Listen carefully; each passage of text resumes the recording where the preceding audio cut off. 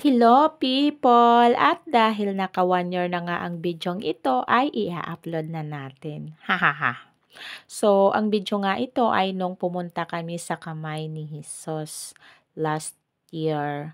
So, di ko akalain talaga na makakapunta ako dito dahil pinapanood ko lang ito sa YouTube simula nung ipinanganak ko si Riniel at nagkaroon na siya ng heart problem.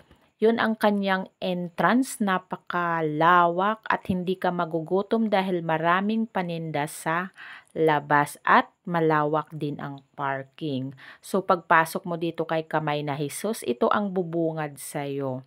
Yan ang ating aakyatin. Super wow! Kaya ito hindi pa nga kami nagkakalahating umakyat ay nanghingi ng coins itong bata batuta dahil magwi-wish daw siya. So, tara ipagpatuloy natin ang ating pag-akyat. Super talaga. Ito yung baba niya, yung view niya sa baba. Nasa kalagitnaan na kami ng akyat.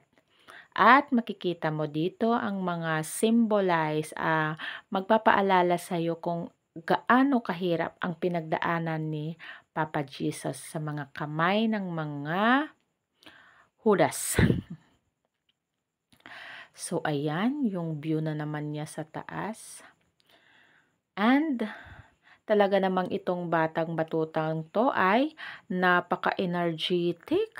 Grabe. Halos, tinatakbo lang niya yung pag-akyat dyan. Ayan, nakakita na naman ng tubig.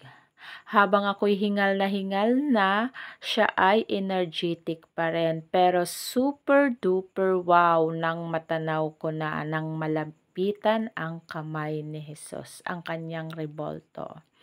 Kaya this is it, pansit.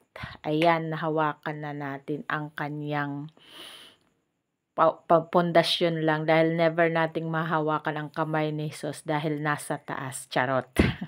So, pagbaba namin, nakita ko dito si Adan at si Eva. At syempre, bago tayo umuwi ay magtitirik muna tayo ng kandela at paglabas mo nga doon ay makikita mo itong napakalawak na playground at malawak na parking lot. Hindi talaga magiging crowded dito.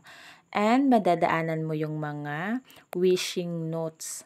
Kaya pala matagal ipagkaloob yung ating mga wishes ay marami pa palang hawak si Angel. Charla. At hindi kompleto ang pag-akyat mo sa kamay ni Jesus kung hindi ka bibili ng souvenir at hindi ka magpapapicture dito. So, dito ko natatapusin ang video ito.